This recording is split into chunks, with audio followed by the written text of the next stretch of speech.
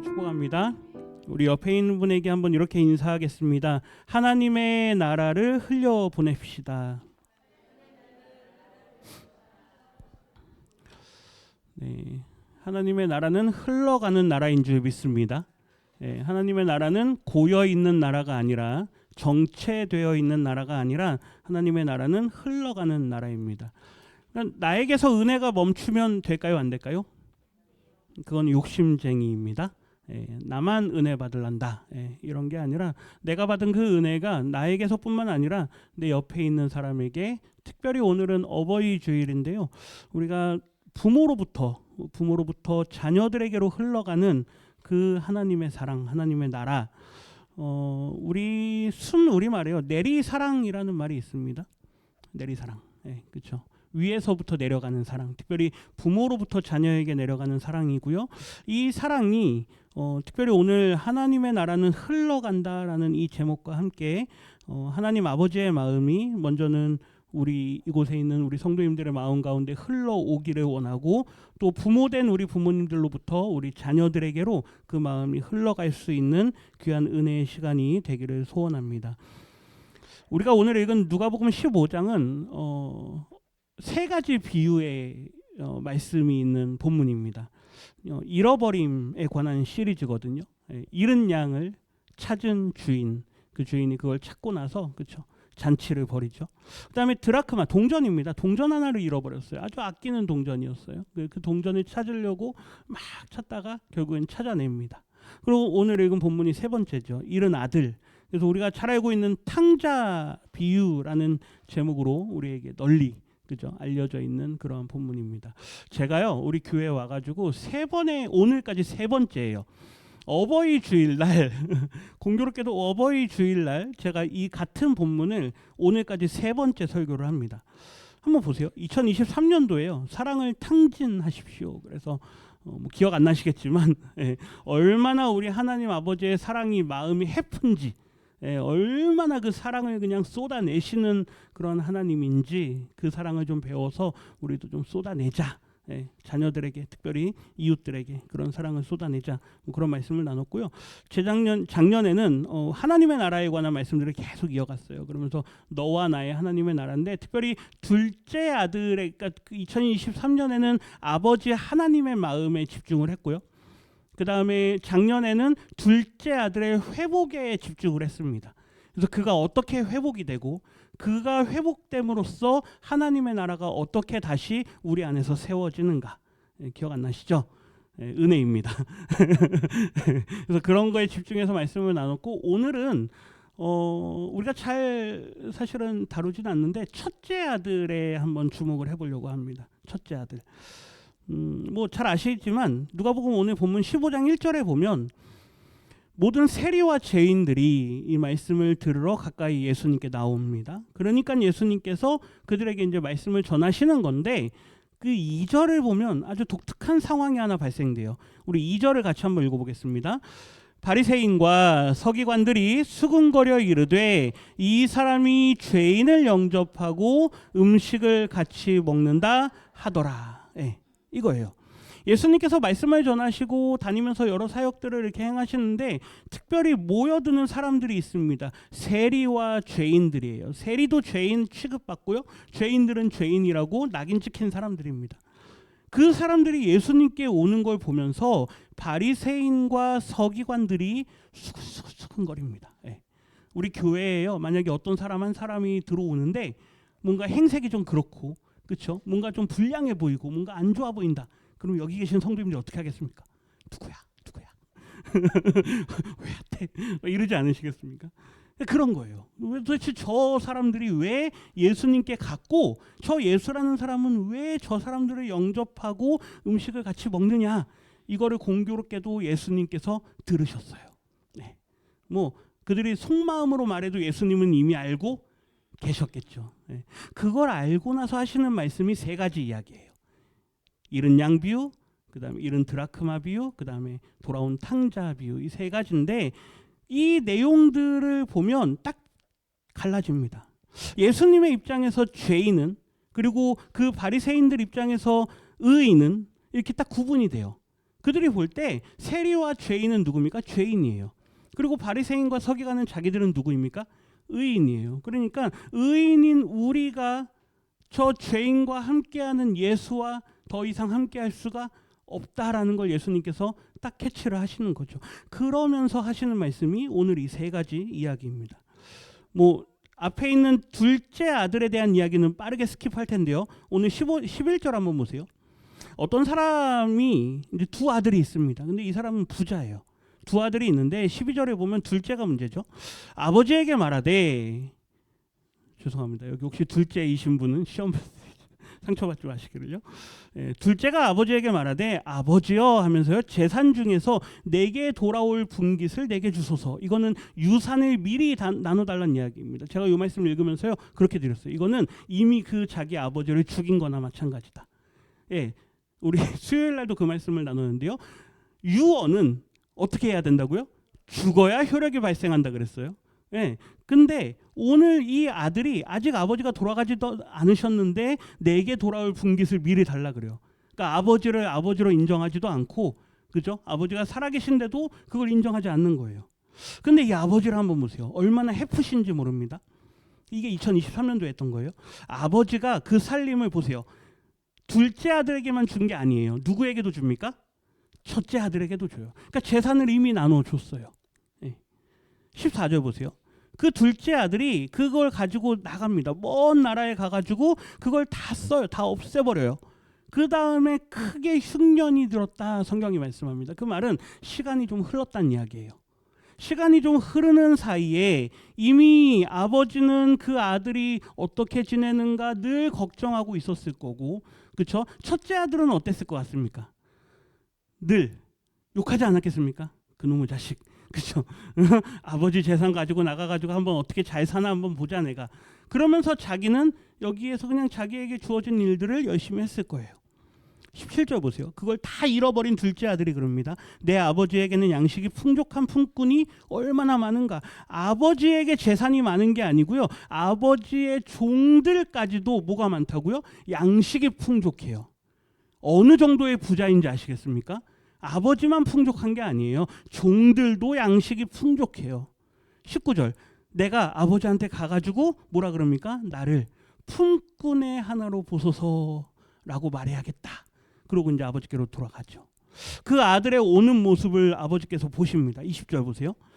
아직도 거리가 먼데 아버지가 그를 보고 측은히 여겨 달려가 목을 안고 입을 맞춥니다. 아버지가 얼마나 그를 기다리고 있었는지를 알 수 있죠. 그리고 그를 원망하거나 혹은 그를 향해서 죄송합니다, 불효자식 같은 뭐 이런 마음이 있는 게 아니에요. 그냥 아버지는 그 아들이 돌아오기만을 기다리고 있어요. 그냥 무한한 사랑입니다. 그러면서 22절 보세요. 제일 좋은 옷을 내어다가 입히고 아들의 지위를 회복시키라 그거예요. 그리고 손에 가락지를 끼우고 발에 신을 신기라. 그러니까 지금까지의 행색은 더 도저히 두고 볼 수 없는 내 아들과 같지 않은 행색이었는데 이를 다시 내 아들의 지위로 복귀시키겠다 이거죠. 여기까지 뭐 우리가 잘 알고 있잖아요. 뭐 이러한 아버지의 사랑, 그렇죠? 이러한 하나님의 사랑, 이런 걸 우리가 잘 알고 있습니다. 23절도 보세요. 살진 송아지를 끌어다가 잡으라, 우리가 먹고 즐기자, 그렇죠?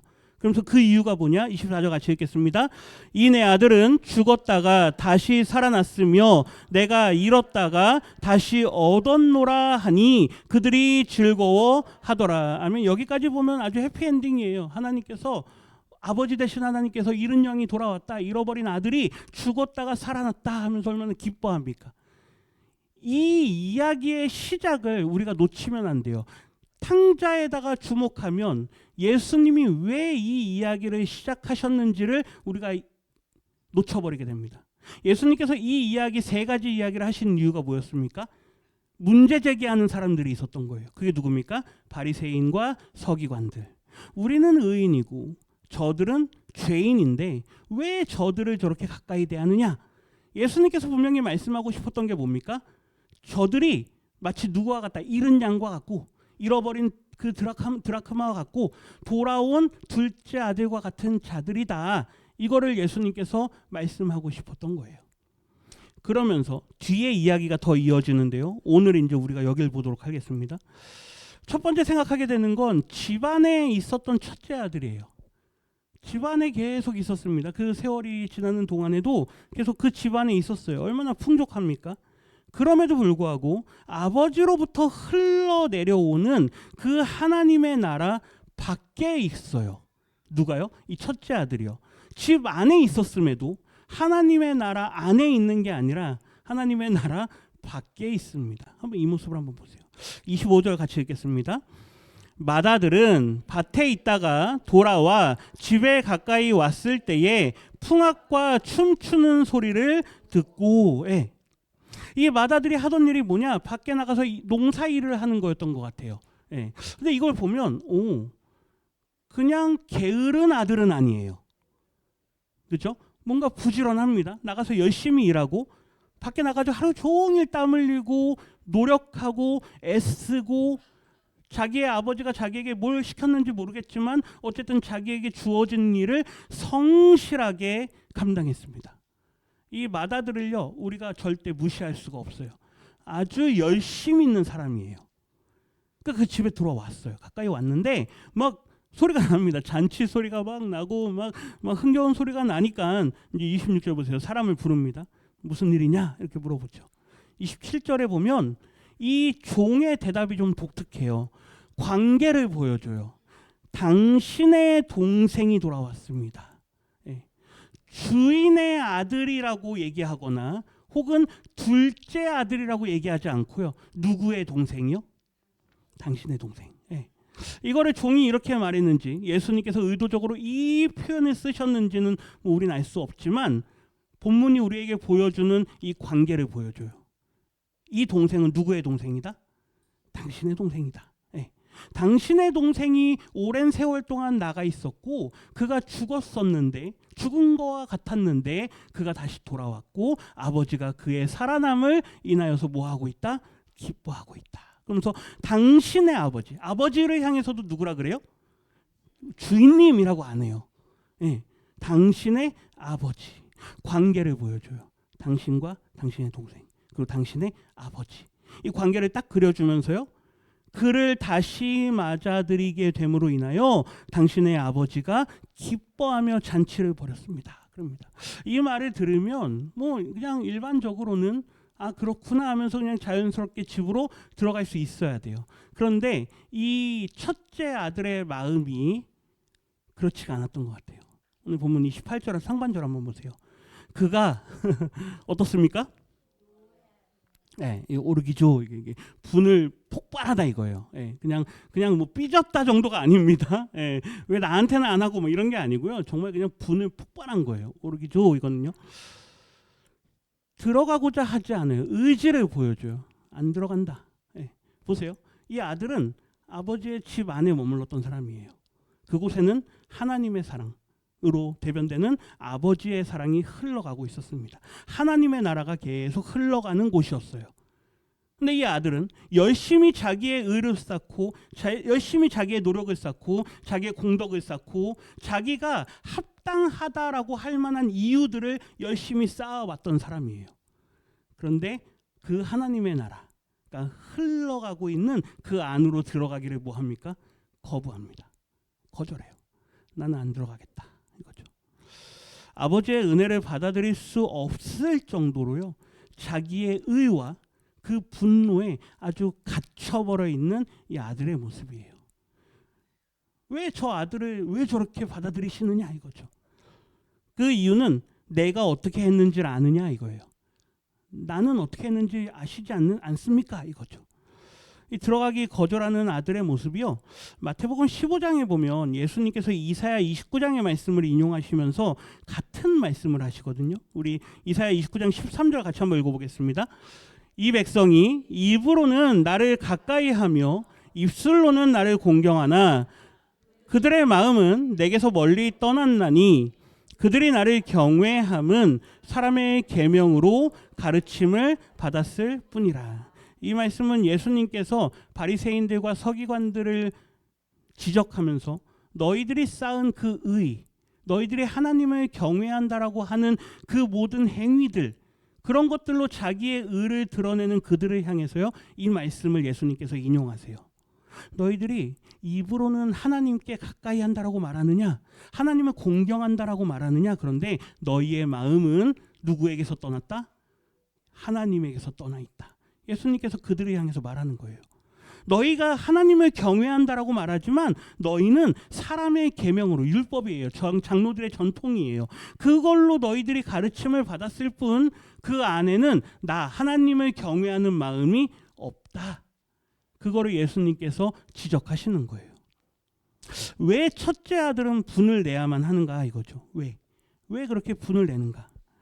두 번째인데요. 첫째 아들은 그 아버지의 집 안에, 하나님의 나라에서, 집 안에서 하나님의 나라가 흘러가고 있는 그 안에 살고 있었지만 아들로 살고 있었던 게 아닙니다. 뭐로 살고 있었습니까? 종으로 살고 있었던 거예요. 아들이 아니에요. 오늘 본문 29절 한번 보세요. 상반절인데요. 아버지께 대답하여 이르되, 아버지가 나왔잖아요. 들어가자 그래요. 그러니까 그가 그럽니다. 안 들어가겠습니다. 그러면서 하는 말이, 내가 여러 해, 그러니까 그 둘째 아들이 나가기 전부터일 거예요. 나간 다음부터가 아니라 이미 둘째 아들은 나가기 전부터 아버지 말은 잘 안 들었을 거예요. 그렇지 않았겠습니까? 어떻게 하면 내가 아버지의 재산을 이렇게 할까? 늘 그것만 궁리했었을 거예요. 근데 첫째 아들은 어떻습니까? 아마 아닐 거예요.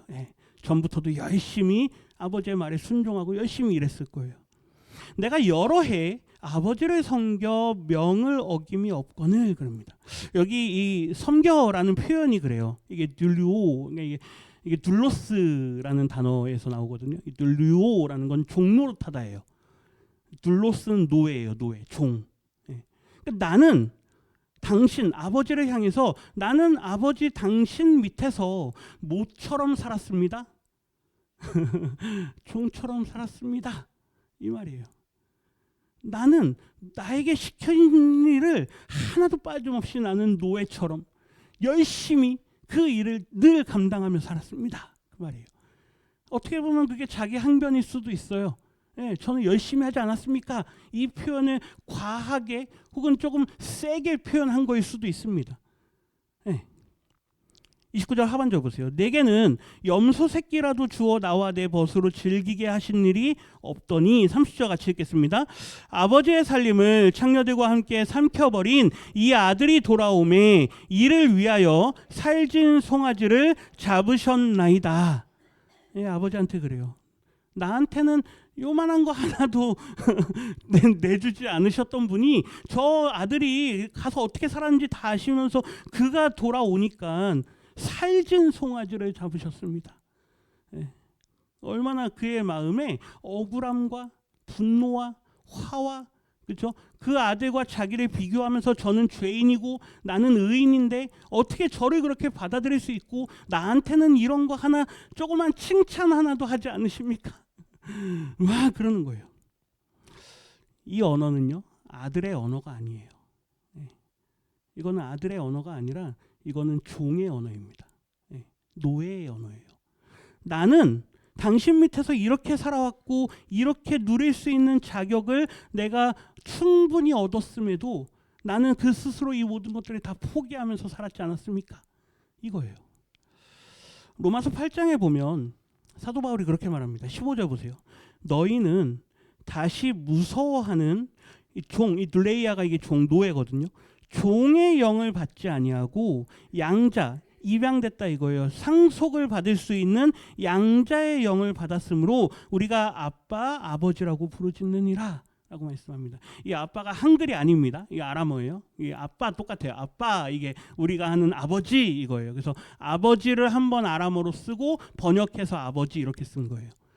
그러니까 우리에게는 더 이상 종의 어떤 그러한 자세로 아버지 앞에 나아갈 수 있는 그런 이유가 없다라는 거예요. 우리는 어떤 영이요? 양자의 영을 받았기 때문에 우리는 하나님 앞에 아바 혹은 아빠, 아버지 이렇게 부르면서 나아갈 수 있다라는 거죠. 갈라디아서 4장에서도 같은 말씀합니다.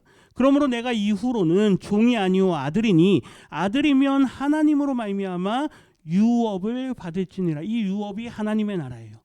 아들이면, 상속자면 하나님의 나라를 받을 자니라. 지난주 말씀에 우리는 이미 하나님의 나라를 받았다 그랬습니다.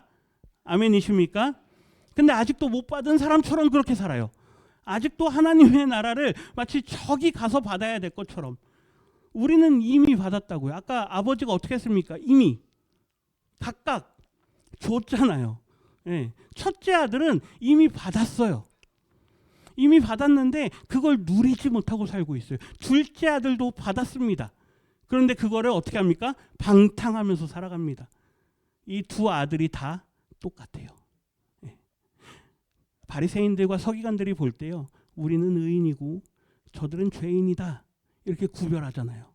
그런데 예수님 보시기에는요, 너희도 보다 죄인이고 저들도 보다 그저 뭐 하기만 된다. 뭐 하기만 하면 된다. 돌아오기만 하면 된다. 너희도 돌아오고 저들도 돌아왔으니 아멘이십니까? 이걸 원하시는 거예요. 그래서 결국 원하시는 건 뭐냐? 모두가 다 나에게 돌아왔을 때 하나님의 나라에서는 뭐가 이루어진다? 잔치가 이루어진다. 예수님은 이걸 원하시는 거예요. 우리는 자꾸 둘째 아들 돌아온 탕자 그에 초점을 맞추는데요. 예수님의 이 지금 말씀의 대상은 첫째 아들인 줄 믿습니다. 이 자리에 혹시 첫째 아들처럼 앉아 계시는 분 계십니까? 네. 우리도 먼저 부름 받았잖아요. 바리새인과 서기관들은요, 먼저 부름 받은 사람들이에요. 유대인의 혈통을 따라서 먼저 부름 받았던 사람들이에요. 그런데도 불구하고 그들은 그 부름 받음을 누리지 못하고 있는 거예요. 오늘 이 자리에 먼저 부름 받아서 나와 계신 우리 성도님들, 제가 우리 성도님께 권면드리고 싶은 말씀은 누리시기를 부탁드립니다. 뭐 하자고요? 누리자고요. 마음껏 누리시기를 부탁드립니다.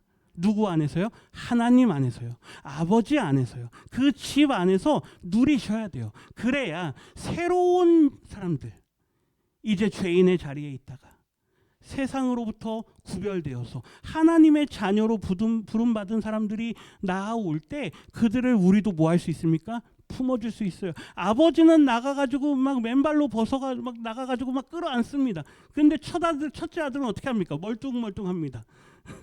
우리가 그러지 않습니까? 교회 누가 새로 오면 멀뚱멀뚱합니다. 예. 가가지고 끌어안고요. 그들이 하나님 앞으로 돌아오면 기뻐하면서 우리가 다 함께 누리자라고 말할 수 있어야 될 줄 믿습니다. 예. 근데 먼저 온 사람들이요. 여기는 에헴 누구 자리다? 내 자리다. 여기 성경책 있는 자리 누구 자리? 여기 성경책 있는 자리 누구 자리? 내 자리. 제가 한 번은 성경책 다 뒤집어 놓을 겁니다. 이 자리는 절대 건드리면 안 된다. 아니요. 누구 새로 오신 분이 그 자리에 앉았어요. 그런데 하나님의 나라 안에서 마음껏 누리시기를 주님의 이름으로 부탁드립니다. 31절 한번 보세요. 아버지가 말합니다. 같이 읽겠습니다. 아버지가 이르되 예 너는 항상 나와 함께 있으니 내 것이 다 내 것이로 돼. 사실 이 표현이 정말 무서운 말이죠. 그렇죠? 너는 항상 나와 함께 있다. 그리고 이미 내가 너에게 뭐 하지 않았느냐? 주지 않았느냐? 내 것도 너 것이고 내가 너에게 준 것도 있는데 왜 너는 그걸 누리지 못하고 있느냐? 그 말이에요. 세 번째인데요. 이 아버지의 사랑을 우리는 계속 생각해야 돼요. 아버지는요. 첫째를 향해서도요. 밖으로 나오시는 분이세요. 우리는 자꾸 돌아온 탕자를 향해서 아버지가 버선발로 나갔다 막 그렇게 생각을 하는데 그것만이 아니에요. 첫째를 향해서도 어떻게 하신다고요? 나가시는 분이세요. 28절 하반절 한번 보세요. 아버지가 어떻게 해요? 나와서. 네, 집 밖으로 나오세요. 아들이 안 들어가겠다 그러고 있으니까요. 아버지가 직접 나오세요. 우리 하나님은 그런 하나님이신 줄 믿습니다. 오늘 어버이 주일이잖아요. 예, 제가 사실은 어버이 주일 설교가 제일 어려워요. 부모님도 계시고 애들도 있기 때문에 저의 모든 걸 알고 있는 사람들이 다 있기 때문에 여기서 무슨 설교를 한다 그래도 저의 연약한 부분들을 다 보잖아요. 가족 안에서. 그러니까 사실 어버이 주일 설교가 제일 어려운데 그럼에도 불구하고 이러한 넓은 사랑을 흘려보낼 수 있는 우리 성도님들이 되시기를 부탁드립니다. 들어오라 이거예요. 들어오라. 나와서 뭐 합니까? 권합니다. 이 권하는 게 뭐 하는 거예요? 들어오라. 하나님의 나라 안으로 뭐 하라? 들어오라. 밖에 있지 말고 우리 함께 뭐 하자? 누리자. 우리 함께 하나님의 나라를 누리자. 저 한번 따라해 주십시오. 들어오너라. 뭐 하라고요? 예, 들어오너라. 한 발만 걸치고 있지 말고요. 뭐 하라고요? 들어오너라. 예, 한 발만 걸치지 마십시오. 들어오세요. 하나님께서 우리를 부르실 때 안으로 들어와야 돼요. 아까 읽었던 31절. 너는 항상 나와 함께 있으니 내 것이 다 너 것이 아니냐. 32절 같이 읽겠습니다. 이 내 동생은 죽었다가 살아났으며 내가 잃었다가 얻었기로 우리가 즐거워하고 기뻐하는 것이 마땅하다 하니라. 아멘. 이 아버지의 마지막 권면은요, 마땅하다로 끝나요. 그러니까 한번 노력해 보겠니? 한번 너가 좀 마음이 좀 불편하겠지만 좀 마음을 좀 풀어보겠니?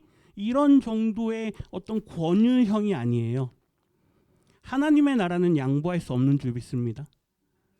하나님의 나라는요, 우리가 구슬려서 우리를 좀 다독여서 그렇게 해서 제발 좀 들어. 이건 마땅한 거예요. 다시요. 뭐 하다고요?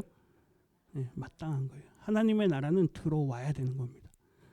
들어오시기를 부탁드립니다. 누리시기를 부탁드립니다. 네.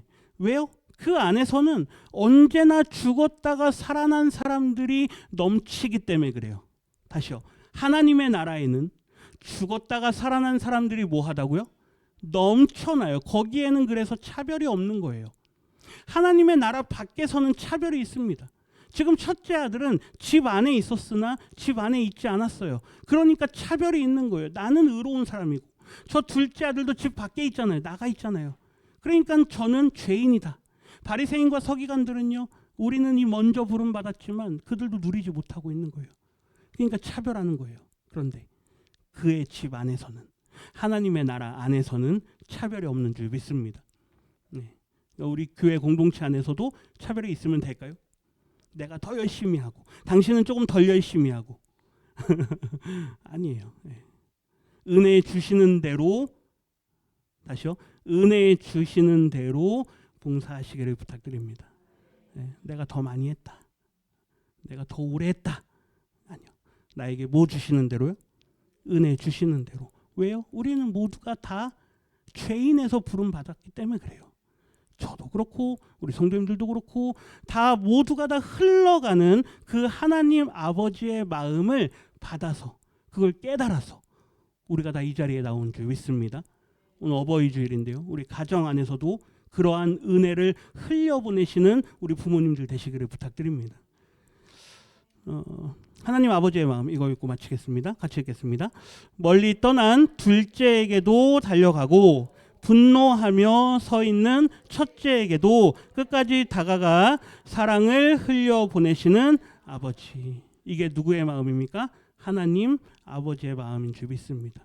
네, 이 마음을 끝까지 붙드시고 그럼에도 불구하고 나를 받아주시는 하나님 아버지, 그리고 나도, 그렇죠? 그들을, 우리의 자녀가 됐든 우리의 부모가 됐든 혹은 이웃들이 됐든 그러함에도 불구하고 그들에게 끝까지 다가가서 사랑을 흘려보낼 수 있는 저와 우리 성도님들이 되시기를 주님의 이름으로 축원합니다.